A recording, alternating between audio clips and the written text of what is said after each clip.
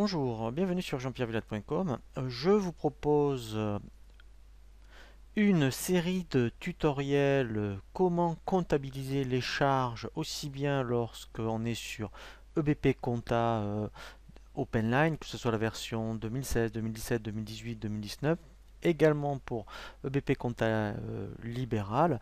Donc toute une série de tutoriels sur les charges courantes et aussi donc des charges spécifiques aussi bien sur les charges sociales que par exemple par rapport à la création d'une société ou lorsqu'on est éventuellement dans le e-commerce, comment comptabiliser par exemple toutes les ventes que l'on fait sur PayPal par exemple. Alors, le premier tutoriel là, que je vous propose sur cette série de tutoriels sur les charges, eh bien, c'est comment comptabiliser la prime exceptionnelle sur le pouvoir d'achat. Alors, ce qui est intéressant, c'est qu'on va voir aussi, eh bien, quand on saisit, si on n'a pas tous les comptes déjà créés, ben, comment créer également les comptes en cours de route. Alors là, je suis allé dans le menu quotidien saisie par journal, puisque là, hein, effectivement, donc si vous souhaitez suivre vraiment la formation vidéo pour apprendre soit BP Compta Libéral 2019 ou BP Compta Pro par exemple, donc là je vous invite à aller sur le site jean-pierre-villade.com. Là par contre, hein, c'est vraiment pour apprendre à saisir la comptabilité donc au niveau des charges, aussi bien donc sur EBP Compta Libéral que sur EBP Compta. Donc ici, eh bien, une fois que je suis donc dans le quotidien saisi par journal, donc là, bien sûr, alors pour la prime sur le pouvoir d'achat, je suis dans les OD. Alors on peut très bien aussi avoir un journal salaire de type OD. Donc ici, je fais ajouter. Donc ici, eh bien, on va déjà constater donc le salaire. Donc pour constater le salaire, eh bien, donc c'est ici le compte 641.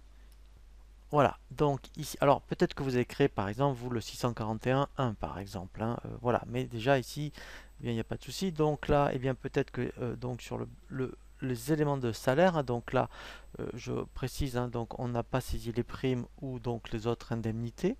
Et ici, eh bien effectivement, pour saisir la prime exceptionnelle sur le pouvoir d'achat, eh bien il faudrait créer par exemple le 641.3. Alors on va voir s'il existe.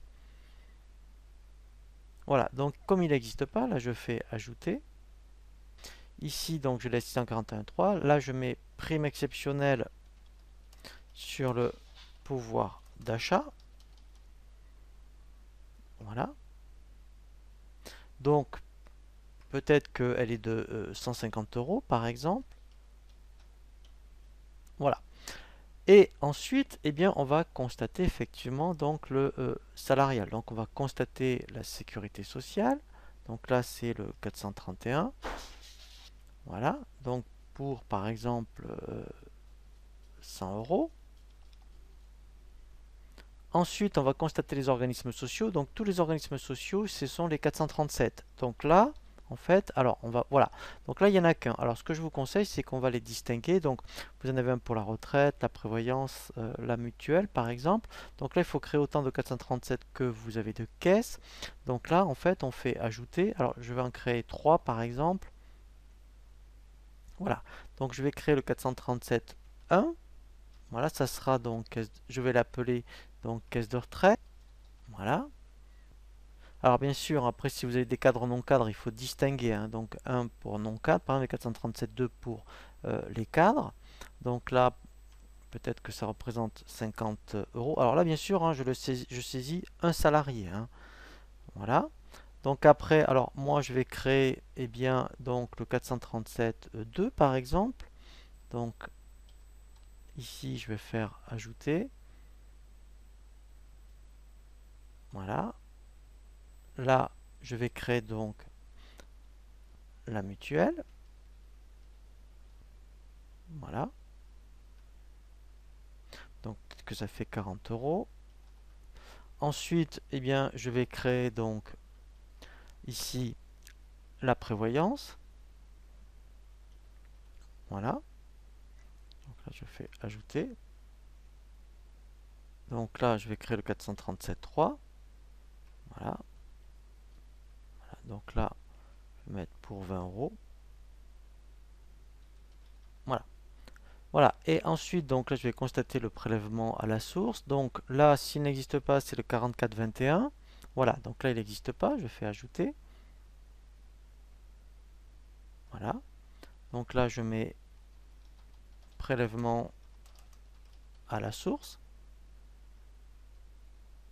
Voilà, donc là peut-être que, alors là c'est vraiment un exemple, hein, donc là c'était peut-être 200 euros. Et je vais finir donc par le compte 421. Voilà, donc là qui est le net à payer. Et là je fais équilibrer. Voilà. Voilà, donc là, en fait, alors là, on a vu l'écriture complète d'une paye, hein, mais pour constater le salarial. Mais là, ce qui m'intéressait surtout, c'est donc de vous montrer comment saisir, eh bien, vous voyez la prime sur pouvoir d'achat, donc qui est donc le constater le 641.3.